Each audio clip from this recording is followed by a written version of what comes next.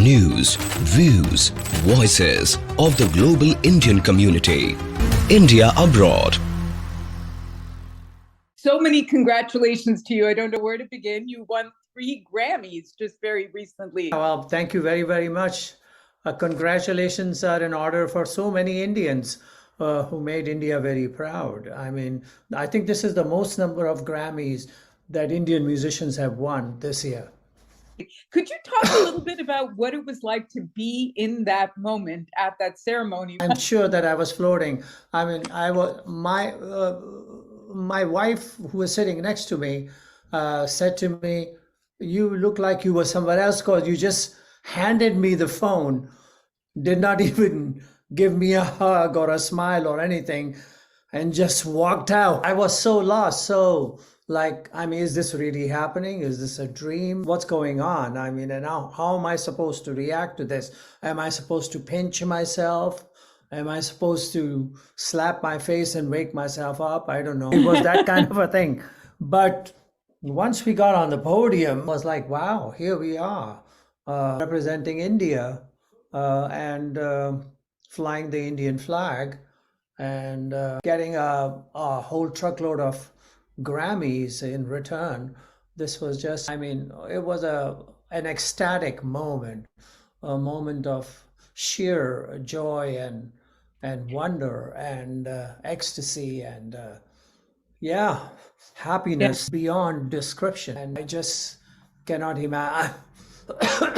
I don't think I have yet come down from that. People haven't allowed me to come down from that because as soon as I reached India, there was like newspapers galore and all sorts of interviews. Yeah. And every concert I was playing, there were people just overjoyed and garlanding me and bringing out Grammy cakes and whatnot. It was in the dressing room, and all the musicians and the camaraderie amongst the fraternity and the way they received me and the love that they showered upon me. It was like as if they had won it, and to have that and to see that happen and receive that kind of energy was beyond pale. It's just amazing, and I cannot thank my music fraternity enough. I can't thank my gurus, my parents, and my wife and my kids and the whole Mother Earth, I mean India, for birthing me and giving me the opportunity to absorb and imbibe and emulate all this information that allowed me to finally walk up to that podium and not only just get 1 but 3 in a night. So that was amazing. Thank you. That is really awesome. Thank you, India. And in a way, it is like India had won the award, right? Because the awards, because it comes out of the tradition of music that you have fostered, but others before you have fostered as well. Yeah, but look at it, me, Shankar Mahadevan, Rakesh Chaurasia, Ganesh Rajgopalan, Selva Ganesh Vinayakaram, 5 of us on that stage. I mean, how many times this has happened that 5 Indians have walked up on that podium to receive a Grammy in the same year? It has never happened before. That's right. And so seeing this, it's amazing. Me winning 3, Rakesh Chaurasia winning 2. We should talk about Rakesh Chaurasia. I mean, he's not being mentioned enough. I mean, the nephew of the great Hari Prasad Chaurasia, and one of the finest young master of the bamboo flute, and wins 2 Grammys, and it's like it doesn't get the kind of focus that it should. And I hope that the fraternity in India recognizes that and gives him the kind of blessing and accolade that the young man deserves. And of course, Shankar Mahadevan and Selva Ganesh is just so fantastic, and Ganesh Rajgopalan. I'm happy, and I think I'm the first Indian who actually had 2 different records nominated in the same Grammy. My As We Speak record with Bela Fleck and Edgar Meyer and Rakesh, and Shakti with John and Shankar and Selva and Ganesh Rajgopalan. So it's one of those unusual, unique, one of a kind, first time happening. And so I'm grateful that this has happened, and we could bring attention to India. And I'm hoping that the Grammy would recognize Indian arts and its contribution to the music of the world, and create a category that focuses on Indian music and Indian musicians and the music that they produce year after year after year of incredibly high caliber that goes unrecognized. Now you kick off your Tisra tour actually this month. Yeah. With Sabir Khan on sarangi and Debopriya Chatterjee on bansuri. Could you talk a little bit about the tour and what you hope when you're bringing these two young musicians together with you? Well, I'm reliving some of my great memories of the past when I bring these two musicians together. Father of Sabir, the great Ustad Sultan Khan, was someone who I toured with for 20 odd years nonstop. And the guru of Debopriya, her guru, is the great Pandit Hariprasad Chaurasia, who I also have played hundreds and hundreds of concerts all over the world since I was in my teens. So to try to relive those two incredible experiences of my life, and through eyes and ears of these two young great masters of today, what made me decide to have this tour. I had promised Sabir's father, Sultan Khan, that I would look after Sabir and bring him with me on tours and present him to the world. And I think this is his moment. He's got to be presented to the world, and I have to take the back seat and enjoy the kind of love and affection I'm sure he's going to receive. Same with Debopriya. Hari Prasad ji, the great maestro, told me that, here's this young lady who's really playing really, really well and is being recognized in India as one of the next young masters of the bamboo flute. Take her with you on the road and present her to the world. And so all those coming together. And what's interesting is that when I played with Hari Prasad ji and with Sultan Khan in the yesteryears, their music is totally running in the veins of these two young masters. But they are seeing the music, hearing the music, feeling the music, and expressing the music in their own way. And in doing that, they're bringing it into the present time, and they're making it valid for the time we live in.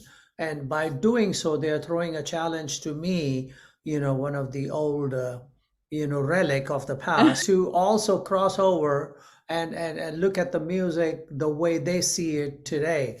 And when that happens, I discover nooks and crannies in my music that I may have overlooked that fit in to the scheme of things today.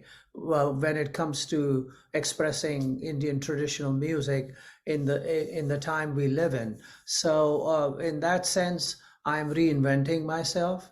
I'm finding new ways to tell my story, and getting help from these young whippersnappers who are allowing, who are burning the fire under my behind and saying, okay, keep up, old man.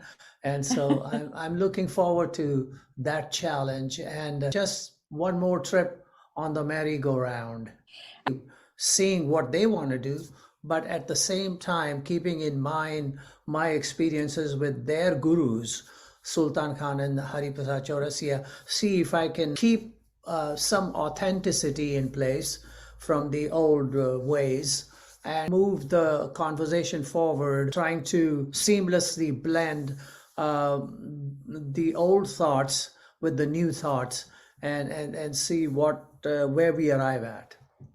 Now, you describe yourself as and I'm going to paraphrase here, as a geezer, if you will. Yes. But yet, when I see you perform, it is young people that come to your concerts. Well, the thing is, they're not coming to just see an old geezer bang on the drum. They're coming to see the old geezer work with the young geniuses of today. I guess the young audiences of today are seeing me as a bridge between what was and what is. And that portal between yesterday and today. I think what we are planning to do is create a conversation or create actually a safari or a hike that we will take through the various ports of India. And the vehicle that we will be riding through these different areas would be the main raga and main rhythm cycle. But we will get off every now and then at different vista points to enjoy the views and taste the foods of that neighborhood and the music that that particular neighborhood represents. So all that will be something that we will enjoy as we travel, say, down Highway 5 and stop at different vista points and enjoy the different views and sample what those places have to offer. But again, once done, getting back on our main vehicle, the main raga, and continuing further. And so that is the plan. And so giving somewhat of a bird's eye view of various flavors of India through the music and seamlessly doing it. So the concert is going to be more like a 90 to 100-minute non-stop performance, no speaking, no talking, and just playing the music and let the music speak for itself. And that is the plan. And I'm hoping that people will be able to get on the train with us and enjoy this journey. The tour starts on the 15th in Schaumburg, Illinois. Right. We are playing a couple of small concerts just to fine tune our music until we get to the big venues. We'll play Schaumburg and we'll play Madison and then we'll move on to Washington, D.C. and so on and so forth. Absolutely. Is there anywhere we can preview some of the music you're going to be playing? I think once we do our first rehearsal, which will be like a couple of days before the show, we'll post it on my website and then people will be able to see what's coming. And at the same time, right now on the website, of course, there are all the venues are listed from all the cities and where to buy the tickets. And when I say my website, I mean zakirhussain.com.